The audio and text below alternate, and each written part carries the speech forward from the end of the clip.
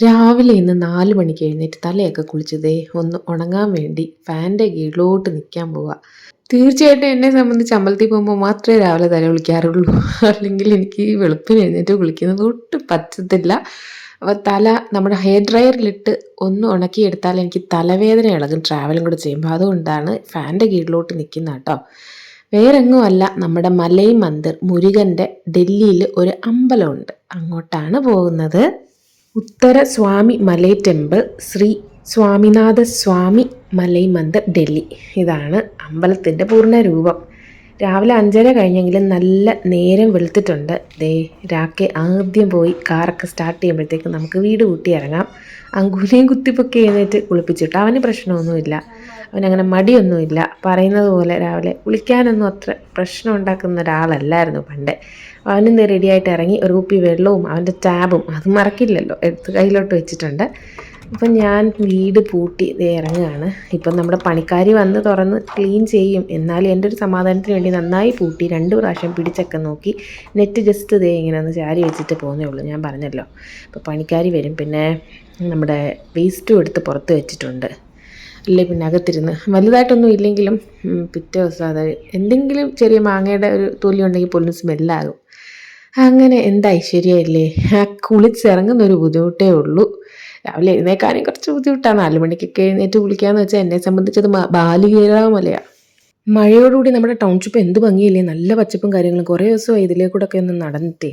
അപ്പോൾ സൂര്യകാന്തിയുടെ കുഞ്ഞു പൂക്കളും എന്തൊക്കെയോ പൂക്കൾ, പിന്നെ നമ്മുടെ നന്ദ്യാർവട്ടവും മൊത്തത്തിൽ പുല്ല് പിടിച്ച് സെറ്റപ്പായിട്ട് നിൽപ്പുണ്ട്. അപ്പോൾ പുറത്ത് നമ്മുടെ ഗേറ്റിൽ നിന്ന് അങ്ങോട്ട് പോകുമ്പോൾ പാടങ്ങളാണല്ലോ, ഞാൻ നേരത്തെ ഒരുപാട് വട്ടം കാണിച്ചിട്ടുണ്ട്. ആ പാടത്തൊന്നും ഇപ്പോൾ കൃഷിയില്ല, ജസ്റ്റ് വെള്ളം കയറി പുല്ല് പിടിച്ച് ഇങ്ങനെ കിടക്കുകയാണ്. കാണാൻ നല്ല ഭംഗി. ഇത് നമ്മുടെ തൊട്ടടുത്തുള്ള ശിവൻ്റെ, നമ്മുടെ നോർത്ത് ഇന്ത്യൻ സ്റ്റൈലിലുള്ള നൗഗാവ് എന്ന് പറഞ്ഞ അമ്പലം. ഞാൻ അവിടെയും വന്നിട്ടുണ്ട്. ഞാൻ നേരത്തെ ഇതൊക്കെ പഴയ വ്ലോഗുകളിലൊക്കെ ഇട്ടിട്ടുള്ളതാണ്. അപ്പോൾ അതേ സൂര്യൻ ഉദിച്ച് വരുന്നുണ്ട്. ഞങ്ങൾ വെച്ച് വിട്ട് പോവുക. രാവിലെ 9 മണിക്ക് ഒരു അഭിഷേകമുണ്ട്, അത് കാണണമെന്ന് മനസ്സിനുണ്ട്. തമിഴ്നാട് സ്റ്റൈലിലുള്ള പൂജയും കാര്യങ്ങളും ആചാരങ്ങളും ഉള്ള അമ്പലമാണ് നമ്മളിപ്പോൾ പോകുന്ന മുരുകസ്വാമിയുടെ അമ്പലം.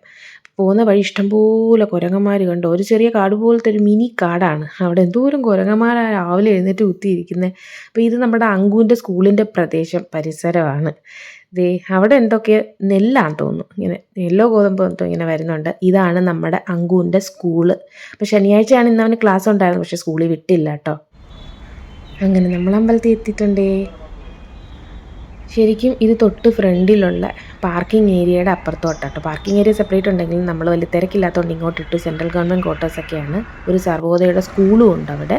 അപ്പോൾ അതിൻ്റെ ഓപ്പോസിറ്റാണ് നമ്മുടെ ഈ അമ്പലം എന്ന് പറയുന്നത്. നല്ല ശാന്തമായ സ്ഥലം കേട്ടോ. ശരിക്കും ഡൽഹിയുടെ നല്ല തിരക്കുള്ളൊരു സ്ഥലത്താണ്, നല്ല പോഷ് ഏരിയയിലാണ്, ആർക്കേപുരത്താണ്.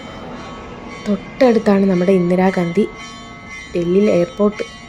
അപ്പോൾ അതേ നമ്മൾ മലൈ മന്ദിറിൻ്റെ മലയിലെത്തിയിട്ടുണ്ട്. കുറേ സ്റ്റെപ്പ് കയറി, നമ്മുടെ പഴനിമല കയറുന്ന പോലെ സ്റ്റെപ്പ് കയറി തൊഴുതിട്ട് വേണം ഇറങ്ങാൻ.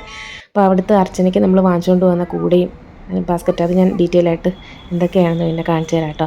അപ്പോൾ ഈ ഒരു ഏരിയയിൽ ഫോട്ടോഗ്രാഫി പ്രൊഹിബിറ്റഡ് ആണ്, അതുകൊണ്ടാണ് ഞാൻ അങ്ങോട്ട് എടുക്കാത്തത്. താഴോട്ട് നമുക്ക് ഇറങ്ങിയിട്ട് ബാക്കി കാണിച്ചു തരാം. അപ്പോൾ ഞങ്ങൾ നേരെ വന്നങ്ങ് തൊഴുതിട്ടാണ് താഴെയൊക്കെ എടുക്കാൻ പോകുന്നത്. നമ്മൾ എടുക്കാൻ പറ്റാത്തത് എടുക്കരുതല്ലോ, അത് ശരിയല്ല, അവർ എഴുതി വെച്ചിട്ടുണ്ട് അങ്ങനെ എടുക്കരുതെന്ന്. അപ്പോൾ ഇന്ന് ഭാഗ്യം കൊണ്ട് മഴയും കാര്യങ്ങളും ഒന്നുമില്ല, അല്ലെങ്കിൽ എന്തോ ഒരു മഴയല്ലേ. അങ്ങനെ നമ്മൾ സ്റ്റെപ്പൊക്കെ ഇറങ്ങിയത് താഴെ വന്ന് തൊഴുതിട്ടാണ് ഞാൻ വന്ന് ഇതൊക്കെ എടുത്തത്. അപ്പോൾ താഴെ നിന്ന് ഇവിടെ ഫോട്ടോയൊക്കെ എടുക്കാം, അപ്പോൾ അതുകൊണ്ടാണ് ഞാൻ ഇവിടെ നിന്ന് എടുക്കുന്നത്. തൊട്ട് താഴെ നമ്മുടെ ശിവനും ഗണപതിയും പാർവതിയും ഇതൊക്കെ ഇരിപ്പുണ്ട്. പിന്നെ അല്ലാതെ ഹോമം, നമ്മുടെ ഗണപതി ഹോമമൊക്കെ നടത്തുന്നുണ്ട്. തമിഴ് രീതിയിലുള്ള ആചാരങ്ങളാണെന്ന് പറഞ്ഞത്. നമ്മുടെ കൂടെ തന്നെ സാദൃശ്യമുള്ളൊരു പൂജാ രീതിയാണ് ഈ ഗണപതി ഹോമമൊക്കെ തമിഴ്നാട്ടിലായിട്ടും ഉള്ളത്. പിന്നെ തൊട്ടടുത്ത് നവഗ്രഹത്തിൻ്റെ ഒരു ചെറിയൊരു ഇതുണ്ടായിരുന്നു. അതൊന്നും ഫോട്ടോഗ്രാഫി പ്രൊഹിബിറ്റഡ് ആയതുകൊണ്ടാണ് ഞാൻ എടുക്കാത്തത്. പിന്നെ അവരുടെ മണ്ഡപം, അതിന് മുകളിലൊരു അന്നദാനത്തിനുള്ള സ്ഥലങ്ങളാണ് നേരെ കാണുന്ന സ്റ്റെപ്പ് കയറി ചെല്ലുമ്പോൾ. പിന്നെ ഏറ്റവും മുകളിലാണ് നമ്മുടെ മുരുകൻ്റെ അമ്പലം. ഒരു സൈഡിൽ എൻട്രൻസ് ഇതേ നേരെ അങ്ങോട്ട് പോകുമ്പോൾ അവിടെയാണ് അർച്ചനയുടെ കൗണ്ടർ, നമ്മൾ അവിടെ നിന്നാണ് വാങ്ങുന്നത്. പിന്നെ നമ്മൾ ഞങ്ങളിപ്പോൾ ഇരിക്കുന്നതിൻ്റെ തൊട്ട് ചേർന്നൊരു എൻട്രൻസ് ഉണ്ട്. 2 എൻട്രൻസ് ഉണ്ട്. അത് ഏത് വഴിയാണെങ്കിലും നമുക്ക് വരാം, മെയിൻ റോഡ് വഴിയും സൈഡ് വഴിയും. നമ്മളിപ്പോൾ സൈഡ് വഴിയാണ് കയറിയേക്കുന്നത്. അപ്പോൾ ആളുകളൊക്കെ വളരെ കുറച്ചേ ഉണ്ടായിരുന്നുള്ളൂ. അപ്പോൾ ഈ എൻട്രൻസ് വഴി നമ്മൾ കയറിയത് കേട്ടോ. അപ്പോൾ ഇതിനടുത്ത് കുറേ പൂക്കടയും കാര്യങ്ങളും ഒക്കെ ഉണ്ട്. അപ്പോൾ ഇതിൻ്റെ ടൈമിങ്സ്, വിൻ്ററിനും വേറെ ടൈമിങ്സ് ഒക്കെ ആയിട്ട്, അപ്പോൾ അതും കാര്യങ്ങളും നമ്മുടെ ഉത്സവം പോലെ അതിൻ്റെയൊക്കെ എന്തൊക്കെയോ കാര്യങ്ങളൊക്കെ ഇവിടെ എഴുതി മുന്നിൽ തന്നെ വെച്ചിട്ടുണ്ട്.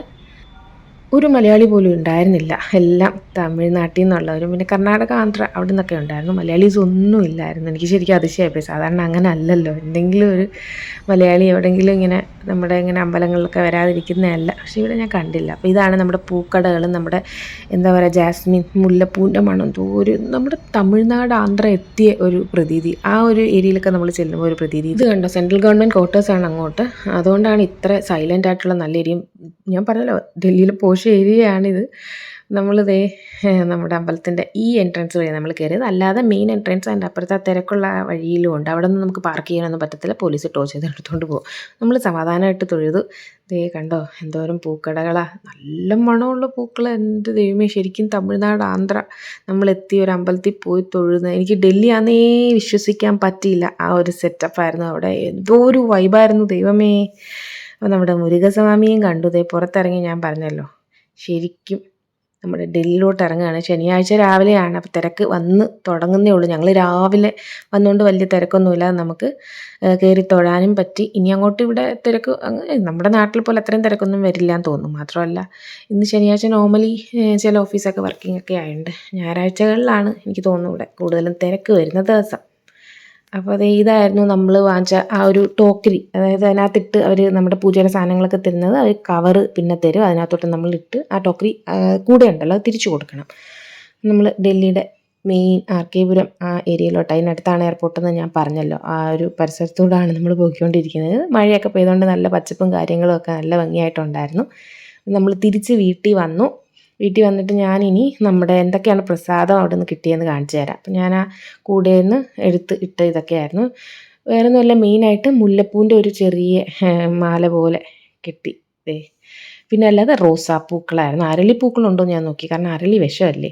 പിന്നെ വെറ്റയ്ക്കകത്തും എന്തോ ഒരു സംഭവം, വെറ്റയിലും എന്തോ ഒരു സംഭവം ഇട്ടിട്ടുണ്ട്. പിന്നെ വിഭൂതി ഉണ്ടായിരുന്നു. വിഭൂതി എന്ന് പറഞ്ഞാൽ ഭസ്മം. മുരുകസ്വാമിയുടെ മെയിൻ പ്രസാദമാണ് ഈ വിഭൂതി അല്ലെങ്കിൽ ഭസ്മം എന്ന് പറയുന്നത്. അത് നമുക്ക് അവിടെ ചെല്ലുമ്പോൾ അവിടെ തിരുമേനി നമ്മുടെ കയ്യിൽ തരും, അത് ഇടാം. അല്ലാതെ അത് ഇങ്ങനെ അർച്ചനയുടെ കൂട്ടത്തിലും ഉണ്ടായിരുന്നു. അതുകൂടാതെ 3 അർച്ചന ചെയ്തു. അപ്പോൾ 3 തേങ്ങയും കിട്ടി. ഓരോ കുടയിലും ഓരോ തേങ്ങ ഫുള്ളായിട്ടുണ്ട്. മൊത്തത്തിൽ ഒരു അർച്ചനയുടെ പ്രൈസ് എന്ന് പറയുന്നത് 60 രൂപയേ ഉള്ളൂ. ഇവിടെ തേങ്ങയ്ക്ക് തന്നെ 40 രൂപയും 2 പഴവും വീതം ഉണ്ടായിരുന്നു. അതിലേക്കും അവർക്ക് ലാഭത്തിന് വേണ്ടിയല്ല, ഭക്തജനങ്ങൾക്ക് വേണ്ടി ആണ് അവർ നടത്തുന്നതെന്ന് മനസ്സിലായി. തേങ്ങ ശരിക്കും സൗത്ത് ഇന്ത്യയിൽ നിന്ന് വരുന്ന തേങ്ങ തന്നെ കേട്ടോ. ഇനി അത് നോൺ വെജ് അല്ലാത്ത കറിക്കൊക്കെ നമുക്ക് ഉപയോഗിക്കാമല്ലോ. പഴം ബാക്കി കാറിയിരുന്ന് തന്നെ കഴിച്ചു. ഇനി 2 ബാക്കിയുള്ളൂ. അപ്പോൾ അതേ നമ്മുടെ പൂ കണ്ടോ, നമ്മുടെ മുല്ലപ്പൂ. എന്തൊരു മണമാന്നേ.